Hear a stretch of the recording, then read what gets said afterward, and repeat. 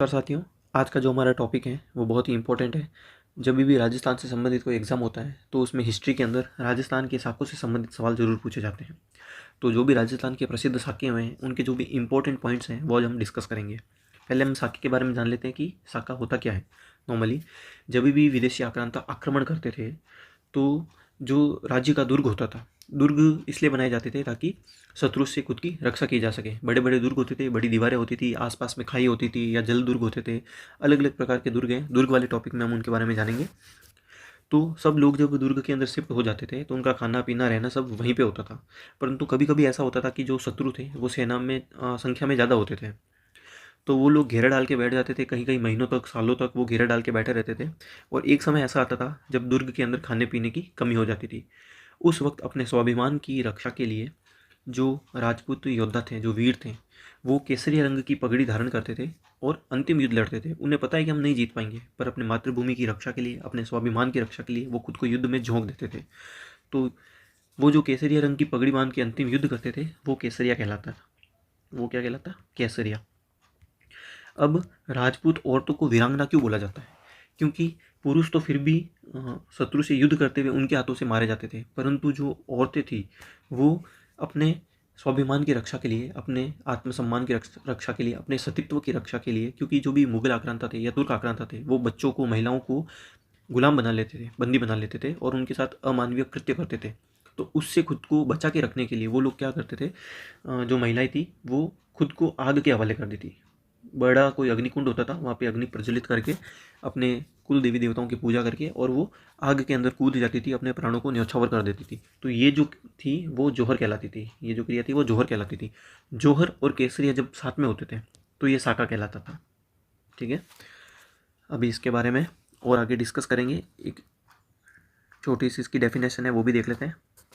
ये देखिए, साका क्या होता है? जौहर प्लस केसरिया। जब राजपूत महिलाएं क्या कर लेती थी, जौहर, और पुरुष केसरिया कर लेते थे तो वो सम्मिलित रूप से साका कहलाता था। जब शत्रु सेना राज्य को या दुर्ग को कई दिनों तक घेर कर रखती थी और युद्ध ही अंतिम विकल्प बचता था, मतलब जब अंदर खाने पीने की कमी हो जाती थी तो उनके पास अंतिम यही विकल्प रहता था कि बाहर निकलें, या तो मर जाएं या जीत जाएं, तो पुरुष केसरिया रंग की पगड़ी धारण करते थे और मातृभूमि की रक्षा के लिए खुद को युद्ध में झोंक देते थे। ये कहलाता था केसरिया। और स्त्रियां क्या करती थी? अपने सम्मान और सतीत्व की रक्षा के लिए अपने कुल देवी देवताओं की पूजा करके अग्निकुंड में कूदकर आत्मदाह कर लेती थी। ये जौहर कहलाता था। एक नोट है, इसको ध्यान में रखिएगा। रणथंबोर में जो साका हुआ था उसमें जो जौहर हुआ था वो एकमात्र और प्रथम जल जौहर था। राजस्थान के अंदर रणथंबोर में जो साका हुआ था उसमें जो औरतों ने अग्निकुंड में कूद कर आत्मदाह नहीं किया था, बल्कि उन्होंने जल में कूद के और अपने प्राण त्याग दिए।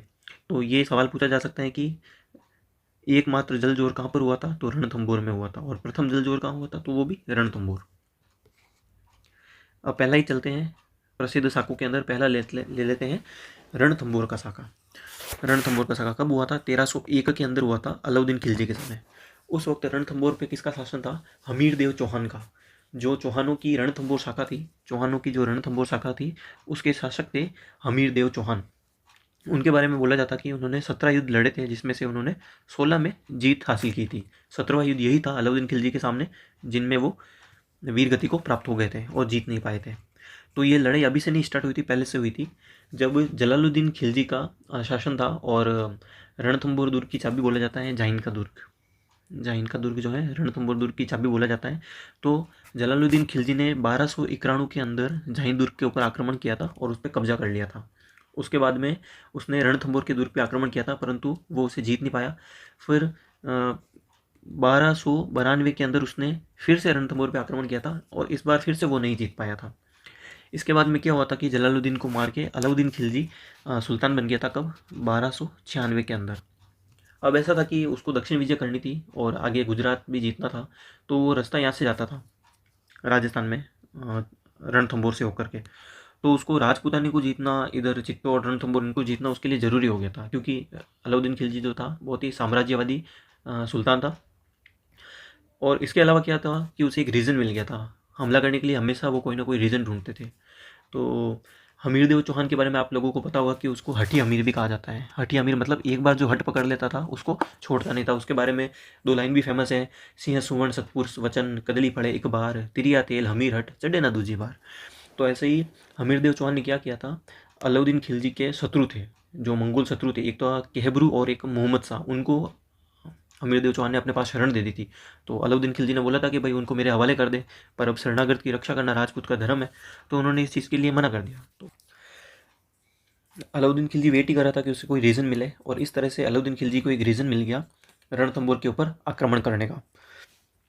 तो 1301 के अंदर अलाउद्दीन खिलजी ने रणथंबोर के ऊपर आक्रमण किया। इसमें क्या हुआ था कि हमीरदेव चौहान के साथ में विश्वासघात किया गया था। हमीरदेव चौहान के साथ में विश्वासघात हुआ, और उसके वजह से क्या हुआ कि वो युद्ध में लड़ते हुए मारे गए।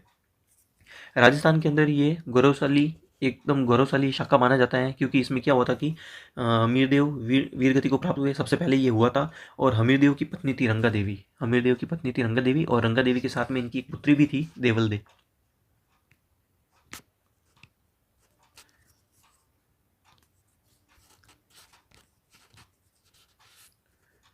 हमीरदेव चौहान और रंगा देवी की पुत्री थी देवल। इन्होंने भी जौहर के अंदर भाग लिया था। इन्होंने रणथंबोर में एक तालाब स्थित है, पद्मला तालाब, इसमें कूद के जौहर कर लिया था। पद्मला भी हमीरदेव चौहान की बेटी थी, पद्मला, उसी के नाम पे पद्मला तालाब का निर्माण हुआ था। उसमें कूद के रंगा देवी और देवल देवी के नेतृत्व में सभी राजपूत स्त्रियों ने जौहर कर लिया था। इस कारण इसे जो है राजस्थान का जल जौहर भी कहा जाता है, और इतिहासकारों ने इसे क्या बोला है, राजस्थान का प्रथम और एकमात्र जल जौहर। तो इसमें यही इंपॉर्टेंट पॉइंट थे, मेन जौहर से संबंधित यही पॉइंट थे कि 1296 में सुल्तान बना अलाउद्दीन खिलजी, उसको मौका मिल गया क्योंकि उसने दो जनों को शरण दे दी थी जो उसके शत्रु थे। हमीरदेव चौहान ने, किसे, केहबरू और मोहम्मद शाह को। उसके बाद में उसने घेराबंदी की रणथंबोर की और आक्रमण किया। 1301 में उसने आक्रमण किया, पुरुषों ने केसरिया पगड़ी पहन के केसरिया किया, और जो वहाँ की राजपूत महिलाएं थी उन्होंने जल जौहर किया था। पॉइंट की तरफ जाते हैं। दूसरा है चित्तौड़गढ़ का साका। ठीक है, चित्तौड़गढ़ के अंदर कितने साके हुए हैं, टोटल 3 साके हुए हैं। तो सबसे पहले 1303 में हुआ था। 1303 के अंदर शत्रु सेना में कौन था, सुल्तान कौन था उस वक्त दिल्ली का, अलाउद्दीन खिलजी था। और ये तो बहुत ही फेमस कहानी है, हम सब ने पढ़ी है, हम सबको पता है इसके बारे में। 1303 के अंदर चित्तौड़ के अंदर शासन था राणा रतन सिंह का, और अलाउद्दीन खिलजी ने उस वक्त उस पर आक्रमण किया था। कहानी बनाई जाती है कि पद्मिनी नाम की उसकी रानी थी और बहुत सुंदर थी, उसे पाने के लिए अलाउद्दीन खिलजी आया था। बट सच्चाई ये है कि अलाउद्दीन खिलजी साम्राज्यवादी था, और उसको राजपुताने पर अधिकार करना जरूरी था एक तरह से, क्योंकि इसके बिना वो आगे दक्षिण की तरफ नहीं बढ़ सकता था। तो 1303 के अंदर राणा रतन सिंह का शासन था, जो कि गुहिल वंश का शासक था। उसके पिता थे समर सिंह। और सबसे पहले क्या होता है कि राणा रतन सिंह को बंदी बना के ले जाता है अलाउद्दीन खिलजी।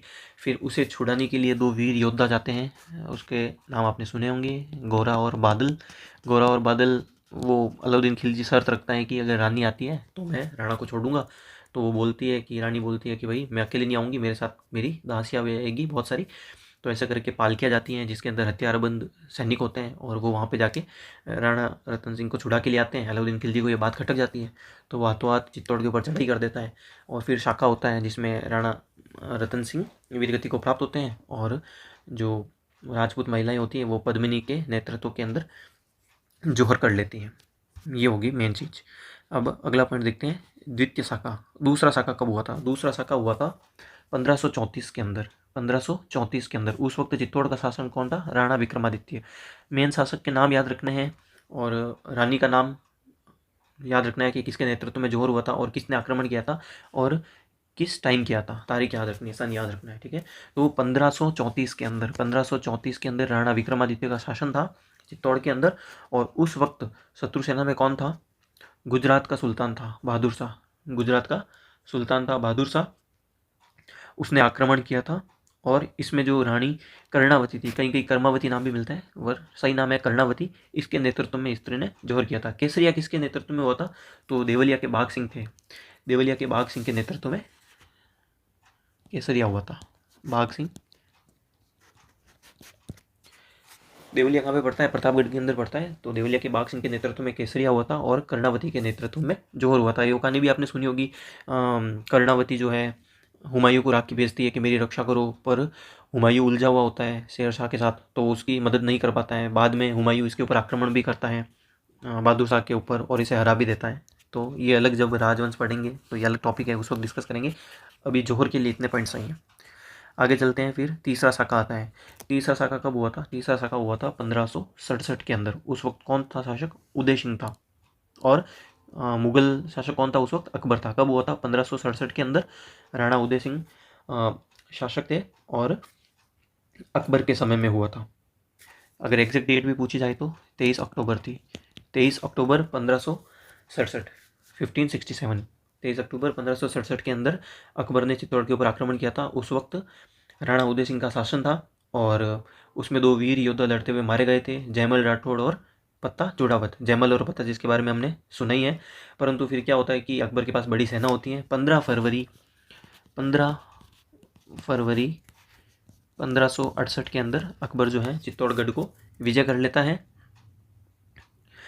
और उसमें जो है पुरुष वर्ग जो है जयमल और पत्ता के नेतृत्व में केसरिया करते हैं और जो जयमल और पत्ता की जो पत्नियां थी उनके नेतृत्व में जो दूसरी राजपूत स्त्रियां होती हैं वो जौहर कर लेती हैं। बस ये याद रखना है। जयमल और पत्ता का नाम जरूर पूछा जाता है, डेट पूछी जाती है, बस इतना ही। अगला आगे बढ़ते हैं, जैसलमेर के साके। जैसलमेर के साके, आपसे यह सवाल पूछा जाता है कि राजस्थान के किस राज्य के अंदर 2.5 साके हुए थे? तो वो जैसलमेर के अंदर हुए थे। जैसलमेर के अंदर कितने हुए थे? टोटल 2.5 साके हुए थे। जैसलमेर में कुल 2.5 साके होने माना जाता है। तीसरे साके के अंदर क्या हुआ था कि वीरों ने तो केसरिया किया था परंतु उस वक्त जौहर नहीं हो पाया था, इसलिए ये अर्ध साका कहा जाता है। पूरा साका जब होता है जब केसरिया और जौहर साथ हो। तो तीसरे साके के अंदर केसरिया तो हुआ था पर जौहर नहीं हुआ था, इसलिए इसे आधा साके गिना जाता है। चलो पहले इसका जैसलमेर का प्रथम साका डिस्कस कर लेते हैं।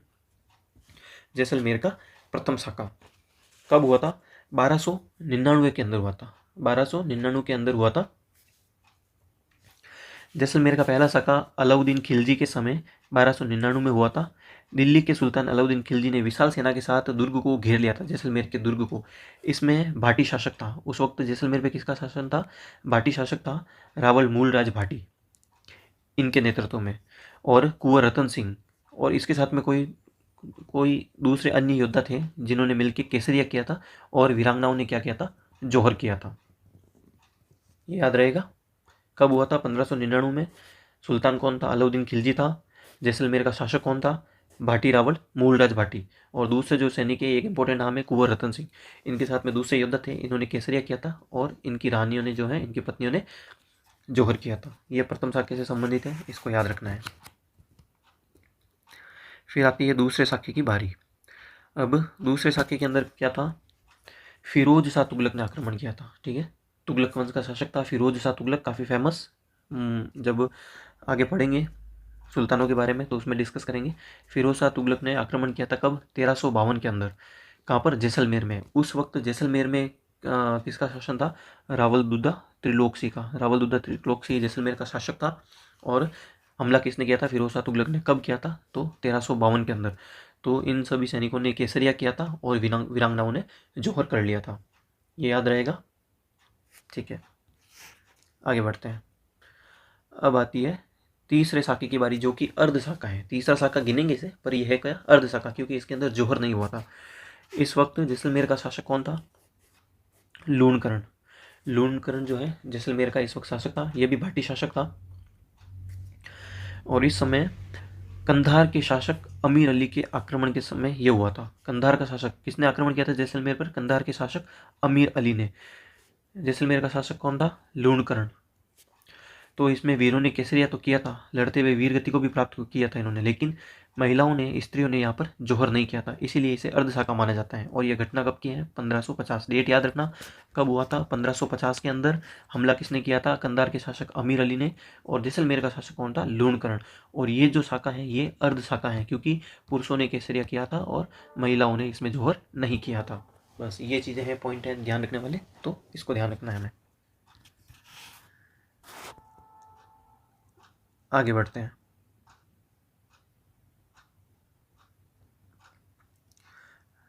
चौथा हम प्रसिद्ध साका डिस्कस करने वाले हैं, घाघरोन के किले का साका। ठीक है, घाघरोन के अंदर जो हुआ था। घाघरोन कैसा दुर्ग है पूछा जाए तो?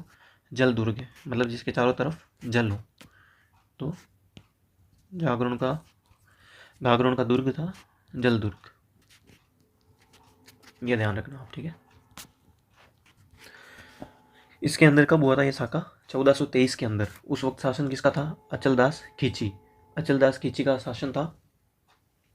और घाघरों का किला किसने बनवाया था? घाघरों का किला बनवाया था बीजल देव ने। 12वीं शताब्दी के अंदर बीजल देव ने घाघरों का किला बनाया था।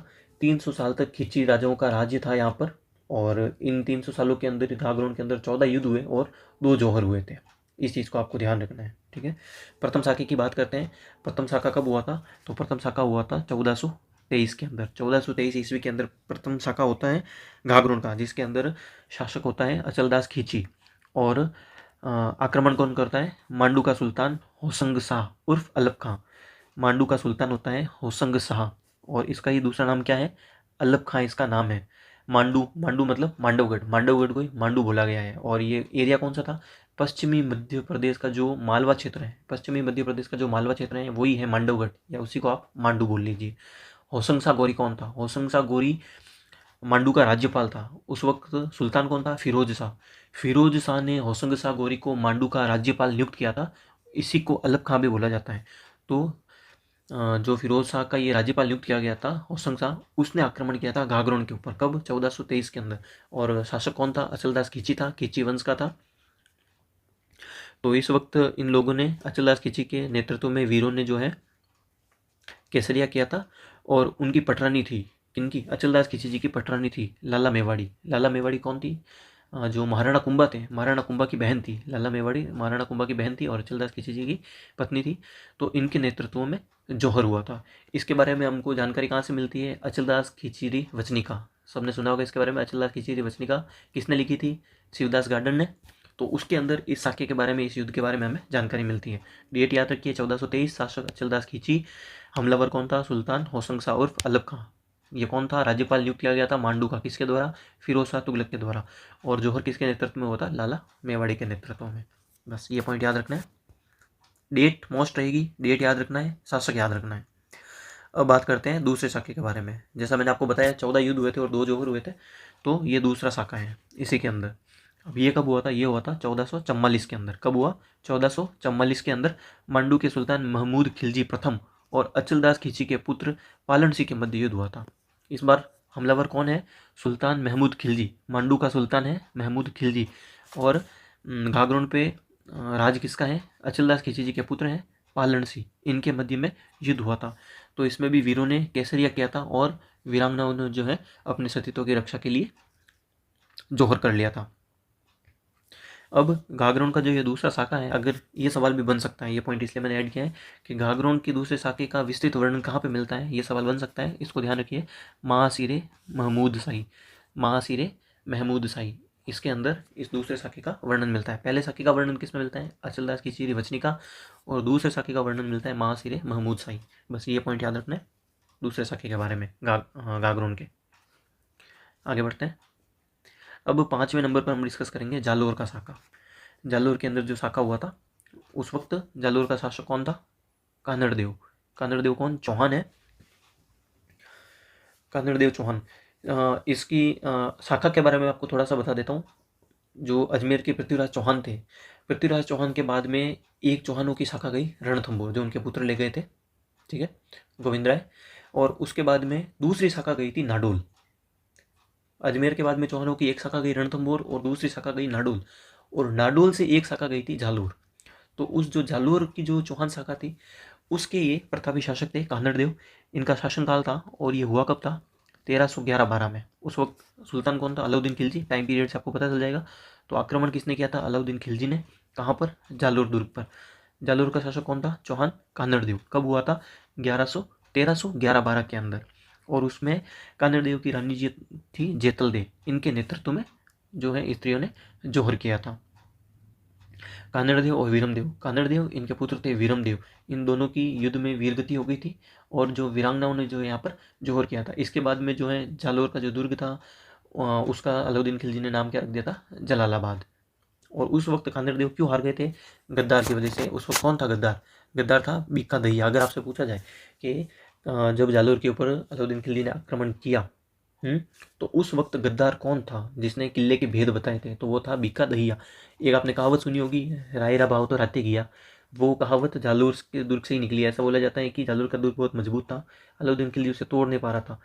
तो वो एक कच्ची ज़मीन ढूंढ रहा था जहाँ से कि दीवार को गिराई जा सके। तो जो राई होती है वो मतलब जहाँ पे ज़मीन कच्ची होती है वहाँ इजीली उग जाती है। तो उस वक्त जो है राई उगाने के लिए बहुत ज़्यादा भाव के अंदर राई खरीदी थी सुल्तान ने, ठीक है। तो फिर लोग अगले दिन लोगों ने सोचा कि यार क्या है, कल जाके बेच देंगे। तो ऐसे करके लोग अगले दिन गए वहाँ पे अपनी राई के बोरे ऊँचा ऊँचा के भरने। तो फिर ये कहावत बनी थी कि भाई राई रा भाव तो राते गया, मतलब अब उसकी कोई वैल्यू नहीं रही। तो ये बस साइड में, ये कोई नहीं पूछेगा आपको राई का भाव राते गया किससे संबंधित है, ये बस मैंने ऐसे बता दिया। पर हाँ, गद्दार जो था वो था भिक्का दैया। दुर्ग का नाम रख दिया था जलालाबाद। वीर गति को कौन प्राप्त होते, केसरिया किसने किया था, कान्हड़ देव और वीरम देव ने। और रानी कौन थी, जेतल देव, जिसके नेतृत्व में ये हुआ था। टाइम पीरियड क्या था, 1311-12 के अंदर। और आक्रमणकारी कौन था, अलाउद्दीन खिलजी। बस ये पॉइंट याद रखना है। आगे बढ़ते हैं। भटनेर का शाखा 6 नंबर पॉइंट रहेगा ये। भटनेर, इसको उत्तरी सीमा का प्रहरी भी बोला जाता है। भटनेर का जो दुर्ग है इसको उत्तरी सीमा का प्रहरी भी बोला जाता है। हम सभी को ये पता है भटनेर कहाँ पड़ता है, हनुमानगढ़, हनुमानगढ़ ही है। तो भटनेर का शाखा हुआ था। भटनेर के दुर्ग पर आक्रमण किया था तैमूरलंग ने। कब, 1398 में। 1398 के अंदर तैमूरलंग ने भटनेर पर आक्रमण किया था।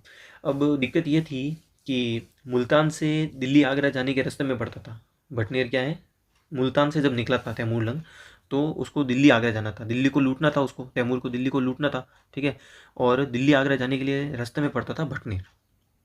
तो इसके ऊपर आक्रमण होना स्वाभाविक था।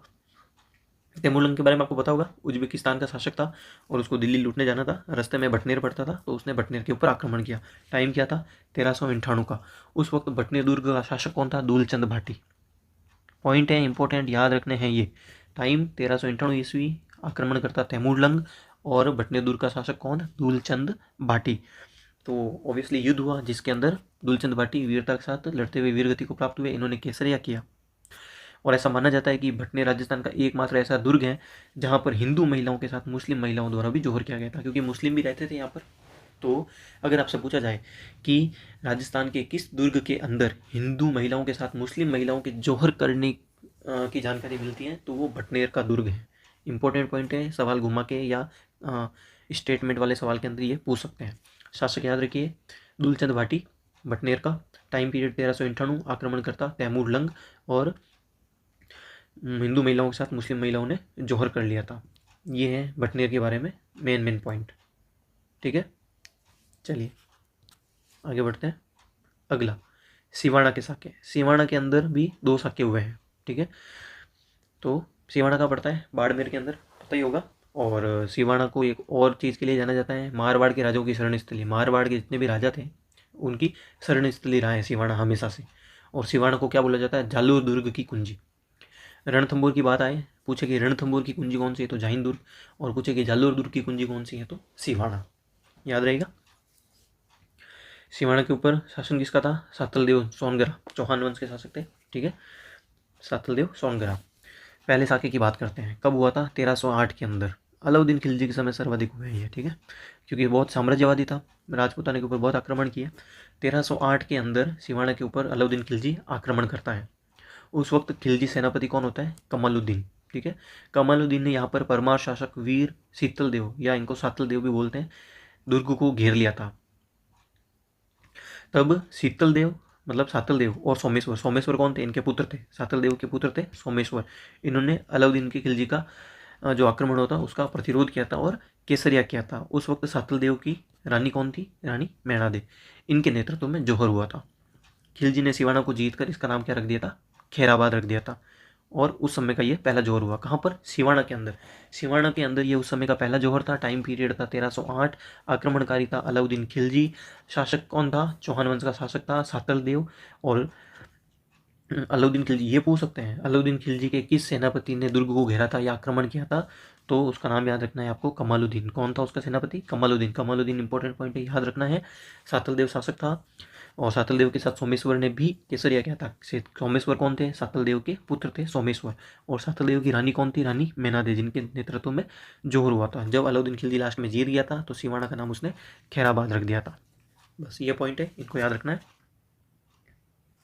एक कहानी ऐसी बोली जाती है इस युद्ध की। देखो मेन रीज़न यही था कि अलाउद्दीन खिलजी साम्राज्यवादी था, पर हमको एक कहानी सुनने को मिलती है कि जो अलाउद्दीन खिलजी की बेटी थी, पुत्री थी फिरोज़ा, वो एक तरफा प्यार करने लगी थी किसे? सातलदेव के पुत्र वीरमदेव को। परंतु वीरमदेव एक मुस्लिम महिला से विवाह नहीं कर सकता था। अलाउद्दीन खिलजी ने बोला भाई तेरे बेटे का मेरी बेटी से ब्याह करा दे, तो उसने एग्री नहीं किया, वो राजी नहीं हुआ, तो उसने लेके आक्रमण कर दिया। ऐसी कहानी बनाई जाती है, पर मेन रीज़न ये था कि ये साम्राज्यवादी था और उसे कोई ना कोई रीज़न चाहिए होता था हमला करने के लिए, और कुछ नहीं। तो ये चीज़ हुई थी, मेन पॉइंट ये। अगर वीरमदेव फिरोजा की प्रेम कहानी का पूछा जाए जो एक तरफा थी फिरोजा की तरफ से, तो वो भी ये सिवाड़ा के पहले साके से ही संबंधित है। ठीक है, इसी चीज़ को लेकर लड़ाई हो गई थी। और सिवाड़ा दुर्ग का गद्दार किससे बताया जाता है? भांवले पवार। सिवाड़ा दुर्ग के जो राज बताए थे वो भांवले पवार की वजह से आउट हुए थे। ठीक है, तो भांवले पवार का नाम याद रखना, वो गद्दार था, भांवले पवार, भांवले पवार। ठीक है, चलिए पहला साका हो गया। दूसरे साके की बात करते हैं।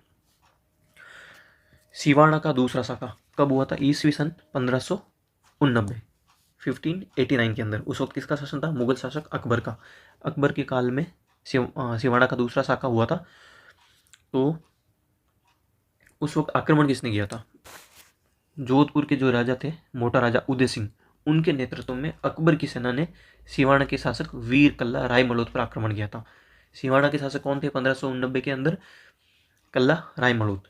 और आक्रमण किसने किया था? अकबर ने। पर अकबर खुद नहीं आया था, अकबर की सेना ने किसके नेतृत्व में आक्रमण किया था? मोटा राजा उदय सिंह के नेतृत्व में। तो इसमें ऑब्वियसली अकबर की सेना बड़ी थी, तो कल्ला राय मलोद पराजित हुए थे और भीषण युद्ध हुआ था, जिसके अंदर वो अपने स्वाभिमान की रक्षा करते हुए वीरगति को प्राप्त हुए थे। उन्होंने केसरिया कर लिया था, और जो महिलाएं थी उन्होंने जौहर व्रत का पालन कर लिया था, क्योंकि ये मुगल तुर्क सब एक जैसे थे। अकबर ने मोटा राजा उदय सिंह को किला सुपुर्द कर दिया था। फिर जो सिवाड़ा का किला जीतने के बाद वहाँ पे शासन मोटा राजा उदय सिंह ने किया था। तो मेन पॉइंट याद रखो, शासक कौन था? कल्ला राय मलोद। मेन पॉइंट, दूसरा साका जब हुआ सिवाड़ा का, उस वक्त सिवाड़ा का शासक कौन था? कल्ला राय मलोद था। आक्रमण किसने किया? अकबर ने किया। कब किया? 1589 के अंदर किया। अकबर की सेना किसके नेतृत्व में आई थी? तो जोधपुर के जो मोटा राजा उदय सिंह थे उनके नेतृत्व में आई थी। और पुरुषों ने केसरिया किया था और महिलाओं ने जौहर कर लिया था। बस ये हो गया दूसरा साका। तो ये राजस्थान के प्रसिद्ध साके थे। मेन पॉइंट जो थे या पीछे की जो स्टोरी थी, मैंने जितना वाजिब था मैंने बताने की ट्राई की है। आई थिंक आपको समझ में आ गया होगा। आप वीडियो वापस देख लीजिएगा, या आपको ये अगर पीडीएफ चाहिए हो, ये जो नोट्स मैंने इसकी पीडीएफ चाहिए हो, तो हमारा जो टेलीग्राम चैनल है, कीप गोइंग विद जीके का टेलीग्राम चैनल भी है, उसका लिंक मैं नीचे दे दूंगा। आप टेलीग्राम पे कीप गोइंग विद जीके का चैनल ज्वाइन करके वहाँ पे क्विज भी अटेंड कर सकते हैं, और ये पीडीएफ भी आपको वहाँ पे इजीली डाउनलोड के लिए मिल जाएगी। ठीक है, तो आई होप आपको अच्छे से समझ में आ गया होगा। जो मैंने मेन पॉइंट बताए एग्जाम में वही पूछे जाएंगे। डेट, शासक, किसके नेतृत्व में केसरिया हुआ, किसके नेतृत्व में जोर हुआ। जैसे जैसे एग्जाम आगे बढ़ते हैं नए पॉइंट आते रहते हैं। सेनापति कौन था, गद्दार कौन था। ठीक है, तो ये 2-4 पॉइंट एक्स्ट्रा ऐड हो सकते हैं जो हमने इस वीडियो के अंदर कवर कर लिए हैं। अगर साके से संबंधित कोई सवाल आता है तो इसमें से आपके बाहर नहीं जाएगा। आई होप आपको अच्छे से समझ में आया होगा। जल्दी हम मिलेंगे नेक्स्ट टॉपिक के साथ में। तब तक के लिए अपनी तैयारी को जारी रखिए, और वीडियो अच्छा लगा हो तो लाइक और शेयर जरूर